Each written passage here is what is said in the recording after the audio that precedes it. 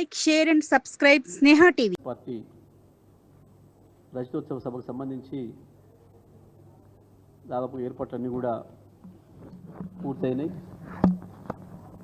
ఎక్కడ ఏ ప్రాంతం నుంచి బయలుదేరినా తెలంగాణలో అక్కడ అలంపూర్ గద్వాల నుంచి కావచ్చు, అటు ఆదిలాబాద్ ఆసిఫాబాద్ నుంచి కావచ్చు, ఇటు కొడంగల్ కోస్గి నుంచి కావచ్చు, అటు భద్రాచలం కొత్తగూడెం నుంచి కావచ్చు, ఏ ప్రాంతం నుంచి బయలుదేరిన వాళ్ళైనా సజావుగా బహిరంగ సభ ప్రాంగణానికి చేరుకోవడానికి కావాల్సిన పద్ధతుల్లో అన్ని ఏర్పాట్లు కూడా చేయడం జరిగింది. నిర్వాహకులందరూ కూడా ప్రతినిత్యం ప్రతి క్షణం కేసీఆర్ గారి పర్యవేక్షణలో అన్ని జాగ్రత్తలు తీసుకుంటూ ఎక్కడ ఎవరికి కూడా ఎటువంటి ఆటంకం కలగకుండా, ఎక్కడ ఎటువంటి ట్రాఫిక్ జామ్లు కూడా కాకుండా ఉండే విధంగా అనేక రూట్లు, అనేక రోడ్డు మార్గాలు, ఎవరైనా రైళ్ల ద్వారా వచ్చే వాళ్ళు ఉంటే కూడా దగ్గరగా ఉండేటట్లుగా ఏర్పాటు చేయడం జరిగింది సభ ప్రాంగణాన్ని. సో దానికి అనేక దారులు కూడా ఉన్నాయి. ప్రత్యేకించి హైదరాబాదు వరంగల్ రూట్లో వాళ్ళు వెళ్ళేవారు ఎవరైతే ఉంటారో జనగామ దాటిన తర్వాత దేవునూరు టోల్ గేట్ వరకు కూడా ఎడమ వైపున వచ్చిన ప్రతి రోడ్డులో ఎక్కడ దిగినా సరే సభా ప్రాంగణానికి చేరుకునే పద్ధతుల్లో రహదారులు ఉన్నాయి. ఎక్కడ కూడా ఇబ్బంది లేదు. స్టేషన్ గన్పూర్ నియోజకవర్గం కావచ్చు, జనగామ నియోజకవర్గాలకు సంబంధించి ఏ రోడ్డు చూసినా చక్కగా సభా ప్రాంగణానికి చేరుకోవడానికి కావాల్సిన అవకాశం ఉంది. ఇటు తరిగొప్పల మండలం నుంచి వెళ్ళి ఇటువైపు కావచ్చు హుస్నాబాద్ రూట్లో, అటువైపు ధర్మసాగర్ ప్రాంతం నుంచి వెళ్ళి కావచ్చు, ఎటు నుంచి వెళ్ళినా కూడా అన్ని వాహనాలు కూడా అక్కడ చేరుకుంటే పార్కింగ్ సంబంధించి కూడా గత చరిత్రలో ఎప్పుడు లేని విధంగా బ్రహ్మాండంగా పార్కింగ్ కూడా దాదాపు 1100 ఎకరాల పైగా చుట్టూ పార్కింగ్ స్థలాలను కూడా అక్కడ నిర్వాహకులు చేయడం జరిగింది. అనేక దారులతో పాటు తిరుగు ప్రయాణంలో కూడా ఎటువంటి ఇబ్బంది లేకుండా చేసినారు. అక్కడ లైటింగ్ ఏర్పాట్లు కూడా మొత్తం పార్కింగ్ ప్రాంతంలో కూడా లైటింగ్ ఏర్పాట్లు కూడా చాలా బ్రహ్మాండంగా చేసినారు. కాబట్టి రావాలనుకున్న వాళ్ళకి ఎవరు కూడా ఎటువంటి ఇబ్బందులు లేకుండా ఉండే విధంగా చేసినారు. అయితే ప్రజల్లో ఒక అద్భుతమైన ఉత్సాహం కనబడుతూ ఉంది. వాస్తవానికి అది మేము బీఆర్ఎస్ పార్టీ రజతోత్సవ సభగా నిర్వహించాలని చెప్పి మా అధ్యక్షులు కేసీఆర్ గారు నిర్ణయం తీసుకొని చేస్తున్న సందర్భంలో ప్రజలు దాన్ని ఒక రకంగా కాంగ్రెస్ వ్యతిరేక సభగా, పార్టీ ప్రభుత్వ దుర్మార్గాలకు వ్యతిరేక సభగా ప్రజలు మార్చుకుంటున్నారు, దాన్ని మలుచుకుంటున్నారు. కాంగ్రెస్ పార్టీకి ఏదైతే ఓటేసి మేము అధికారంలోకి తెచ్చినామని భావించినరో అటువంటి వాళ్ళు ఇంకెక్కువ కసితోని మేము తప్పు చేసినాం, కేసీఆర్ను దూరం చేసుకొని కేసీఆర్ నుంచి విడిపోయి మేము ఆగమైపోయినాం, కాంగ్రెస్ మాటలు నమ్మి అని చెప్పి భావిస్తున్న వాళ్ళు ఎవరైతున్నారో వాళ్ళు ఎక్కువగా ఈ సభకు రావడానికి, స్వచ్ఛందంగా రావడానికి సిద్ధపడుతున్నారు. అనేక చోట్ల మాకు సమాచారం కూడా ఇస్తున్నారు. సార్ మేమే వస్తాం, స్వచ్ఛందంగా వస్తామని చెప్పి అది నెమ్మదిగా అసలు గ్రామాలలో ఒక పండుగ వాతావరణాన్ని సృష్టిస్తూ ఉంది.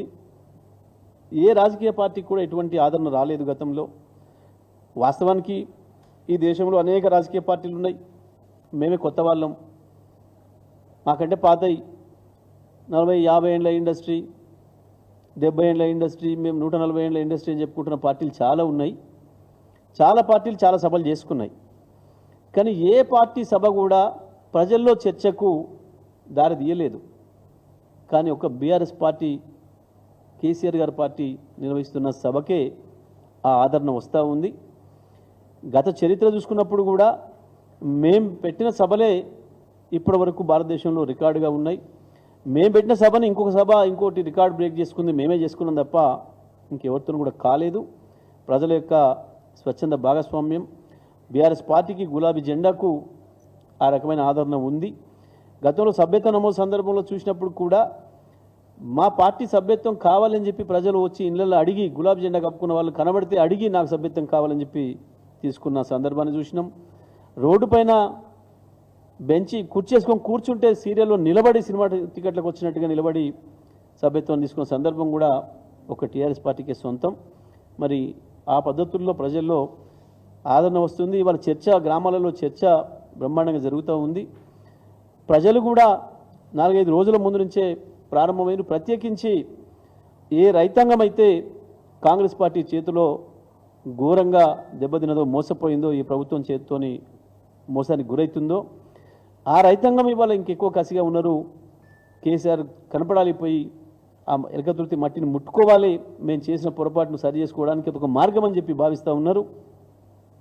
అందుకే ఇవాళ ఎడ్ల బండ్లతోని 4 రోజుల క్రితమే ప్రారంభమై వాళ్ళు ఎటువంటి ఇబ్బందులు వచ్చినా తట్టుకొని బ్రహ్మాండంగా ముందుకు పోతూ ఉన్నారు. ఎట్టి పరిస్థితుల్లో సభ ప్రాంగణాన్ని చేరుకొని తీరాలి అని చెప్పి పట్టుదల కనబడుతూ ఉంది. దారంటే కూడా రైతాంగం, ప్రజలు, మహిళలు పెద్ద ఎత్తున స్వాగతిస్తూ ఉన్నారు.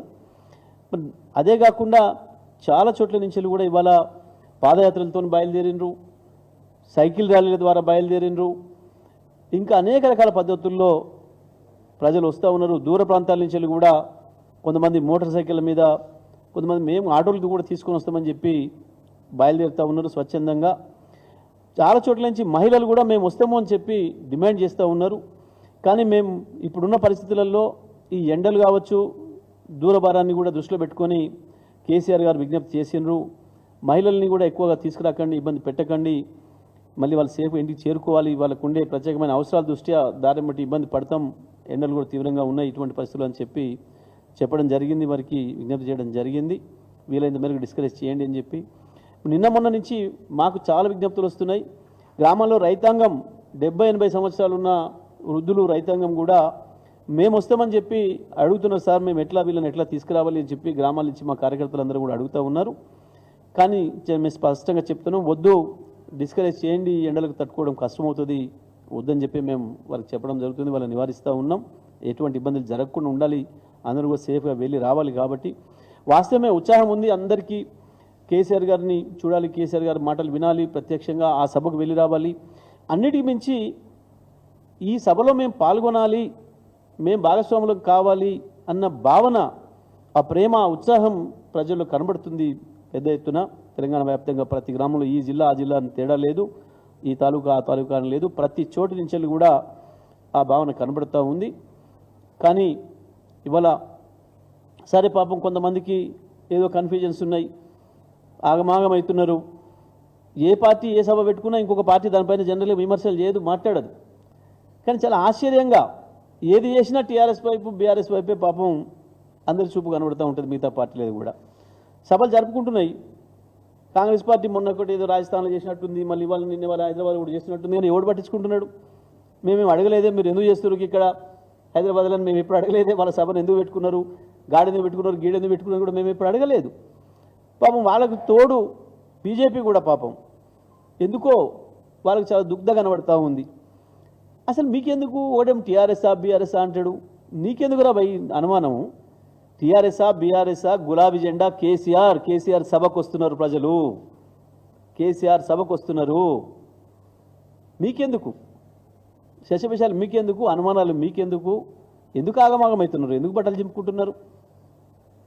దేని కొరకు? కేసీఆర్ సభ అన్నాడు, వస్తూనే ఉన్నారు కదలికి జనం.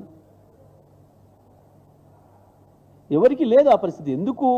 ఎందుకు మాట్లాడుతున్నారు, ఎందుకు వణికిపోతున్నారు అని అంటే, ప్రజల్లో వస్తున్న కదలిక, గ్రామాల్లో జరుగుతున్న చర్చ. టీఆర్ఎస్ పార్టీ సభ పెట్టుకుంటే గ్రామాలలో ప్రజలు ఎందుకు ఉత్సాహపడుతున్నారు, ఎందుకు సంతోషపడుతున్నారు? వాళ్ళ దగ్గర బోనాలు, బతుకమ్మ ఉత్సవాలకు వచ్చినట్టు, సమ్మక్క సారక్క జాతరకు వచ్చినట్టు, మేడారం జాతరకు పోయినట్టు, మా లింగమంతుల స్వామి దురాజపల్లి జాతరకు వచ్చినట్లు అట్లా కదులుతున్నారు ప్రజలు. ఆ రకంగా చర్చ జరుగుతుంది గ్రామాలలో. పాపం అది తట్టుకోలేకపోతున్నారు వీళ్ళు. ఎక్కడ కూడా ఏ చిన్న ఇబ్బంది లేకుండా అన్ని ఏర్పాట్లు కూడా చేయడం జరుగుతుంది. దారి మట్టి కూడా ఎక్కడ కూడా ఇబ్బంది లేకుండా, దారులు కూడా చాలా ఎక్కువ దారులు ఉన్నాయి, ఎక్కడ కూడా ఇబ్బంది లేదు. వాలంటీర్లకు కూడా, వచ్చే నాయకులకు, కార్యకర్తలకు కూడా విజ్ఞప్తి చేస్తూ ఉన్నాం.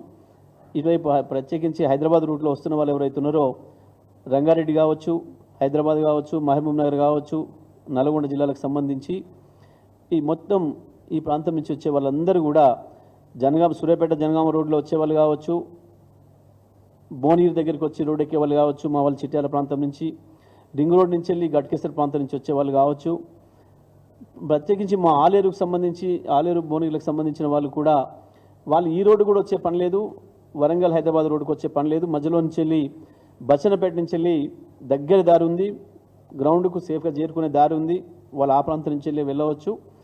కాబట్టి సకాలానికి వెళ్ళాలని చెప్పి అందరూ కూడా విజ్ఞప్తి చేస్తూ ఉన్నాం. చేరుకోవాలనుకున్న వాళ్ళు సమయానికి ఆలస్యమై అందరూ ఒకేసారి వస్తే కొంత గ్రౌండ్లోకి ఎంటర్ అవ్వడానికి సమయం తీసుకుంటుంది. కాబట్టి దూర ప్రాంతాల నుంచి వచ్చే మా వాళ్ళందరూ కూడా సాధ్యమైతే తొందరగా బయలుదేరాలి, ఎట్టి పరిస్థితుల్లో సభను టచ్ చేయాలి అన్న పద్ధతుల్లో ఆ లక్ష్యంతో బయలుదేరాలని చెప్పి అందరూ కూడా విజ్ఞప్తి చేస్తూ ఉన్నాం. సభలో కూడా మంచినీళ్ళు కావచ్చు, చల్ల పాకెట్లకు సంబంధించి కూడా అన్నీ కూడా సరిపోయే ఏర్పాట్లు చేసినారు. అన్నీ కూడా బ్రహ్మాండంగా సాగుతున్నాయి. సభ బ్రహ్మాండంగా విజయవంతం అవుతుంది. మరి వచ్చే కార్యకర్తలు నాయకులందరూ కూడా తగిన జాగ్రత్త తీసుకొని ఎటువంటి చిన్న సంఘటన జరగకుండా సభలోకి రావాలని, దాన్ని విజయవంతం చేసుకొని పోవాలని చెప్పి విజ్ఞప్తి చేస్తూ ఉన్నాం. Please like, share and subscribe Sneha TV.